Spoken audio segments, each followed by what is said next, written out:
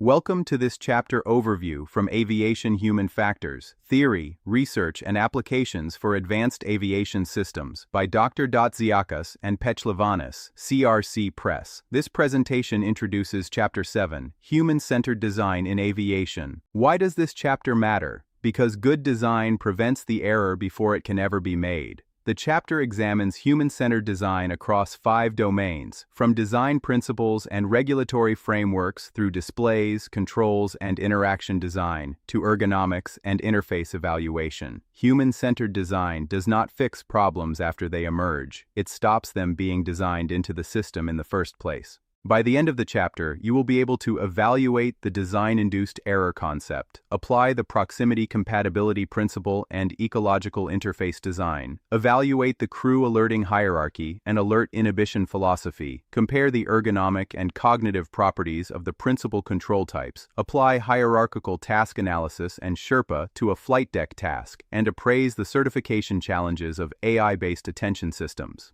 The chapter unfolds in 5 moves: design principles and human-centered development, display design and information presentation, controls, interfaces, and interaction design, ergonomics of the cockpit and operational workspace, and human-machine interface evaluation. The one idea to hold on to: human-centered design is not a set of guidelines consulted after a human factors problem has emerged. It is the discipline that prevents those problems from being built into the system at all. The spotlight concept is the certification requirement itself, what CS 25.1302 demands. The regulation requires that flight deck equipment be designed so that qualified crews can perform their tasks safely. Information must be perceivable, controls must be usable, and system behavior must be understandable and predictable. The case that ties the chapter together is, once again, the Boeing 737 MAX and MCAS. The clearest modern example of design-induced error operating at the level of the whole system. It is worked through in full inside the chapter.